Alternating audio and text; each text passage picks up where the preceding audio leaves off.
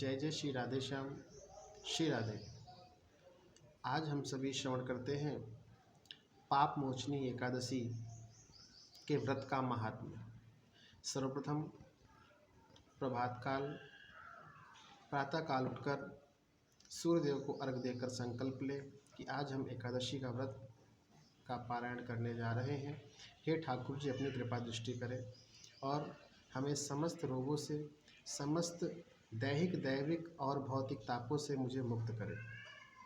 आप सभी और हम सब आज श्रवण करते हैं पाप मोचनी एकादशी के व्रत का महात्म्य। सर्वप्रथम तो यह जान लें कि इस व्रत को करने के पीछे एक कथा छिपी हुई है कि इस कथा को श्रवण करने और कहने मात्र से ही मुक्ति मिल जाती है।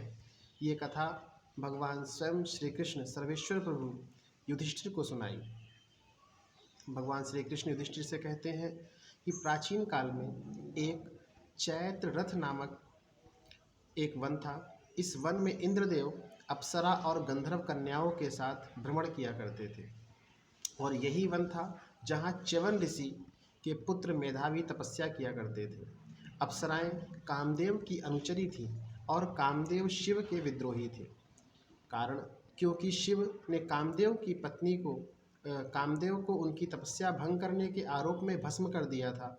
इंद्र भी ऋषि को तपस्या करते देख डरने लगे थे कि कहीं ये ऐसा ना हो कि देवादिदेव से मेरा सिंहासन न मांग ले।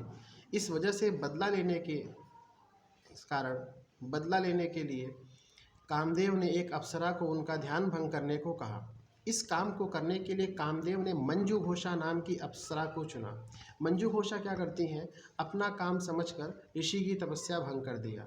ऋषि भी मंजू घोषा के प्रेम में पड़ जाते हैं। जैसा कि तपस्या भंग करने के लिए वह आई ही थी और तपस्या को भंग कर दिया। ऋषि भी मंजू घोषा के प्रेम में पड़ गए। मेधावी ऋषि जगह जगह मंजू घोषा के साथ साथ विहार करने लगे। उसने प्यार में सुध बुध खोकर दिन रात भोग विलास में रहने लगे और उन्हें रात दिन की भी सुधि नहीं रही। ऐसे रहते रहते करीब 57 साल बीत गए। अब वहाँ तपस्या ही भंग हुई और धीरे धीरे उम्र भी बीतता चला गया। पूर्ण रूप से 57 साल बीत गए। मंजू घोषा को अब लगने लगा कि मेरा काम तो हो गया है, अब मुझे वापस स्वर्गलोक जाना चाहिए। जिसके बाद एक दिन मंजू घोषा ने मेधावी ऋषि से स्वर्गलोक जाने की अनुमति मांगी। तो मेधावी ऋषि कहने लगे कि हे प्रिय, अभी तो कल ही तुम आई हो, अभी जाने लगी। मंजू घोषा के प्रेम में इतने ज़्यादा पागल हो चुके थे कि उनको दिन और रात का ख्याल ही नहीं रहा। कितने वर्ष बीत गए इस बात का भी उनको भान नहीं था। आपको समय का ज्ञात नहीं, हमें साथ रहते काफ़ी समय बीत गए, ऐसा मंजू घोषा ने ऋषिवर से कहा। उसी समय ऋषि को ज्ञात हुआ कि वे रसातल में जा चुके हैं और मोहमाया की दलदल में फंस चुके हैं। उनकी तपस्या ही भंग हो चुकी है और इस सब का कारण उन्होंने मंजू घोषा को माना।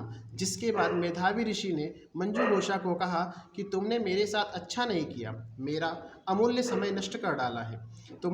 मैं तुम्हें श्राप देता हूँ कि तुम पिशाचिनी बनोगी।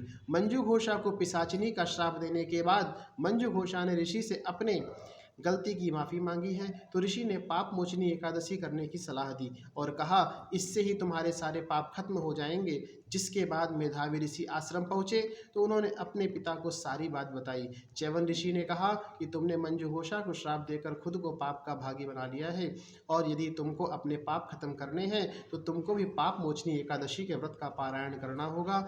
और जिसके कारण मंजू घोषा और मेधावी ऋषि पूर्ण विधि से पाप मोचनी एकादशी का व्रत करते हैं और इनके सारे पाप नष्ट हो जाते हैं। अतः यह कथा हमें इसी बात की ओर प्रेरणा करती है कि हमें प्रभु श्री सत्यनारायण भगवान सर्वेश्वर प्रभु श्री ठाकुर जी का सदैव ध्यान करना चाहिए और इस एकादशी को करने से अपने पापों को नष्ट कर देना चाहिए और नष्ट करके हमें सदैव सद्मार्ग की ओर आगे बढ़ना चाहिए। ऐसे हमारे सर्वेश्वर प्रभु हैं।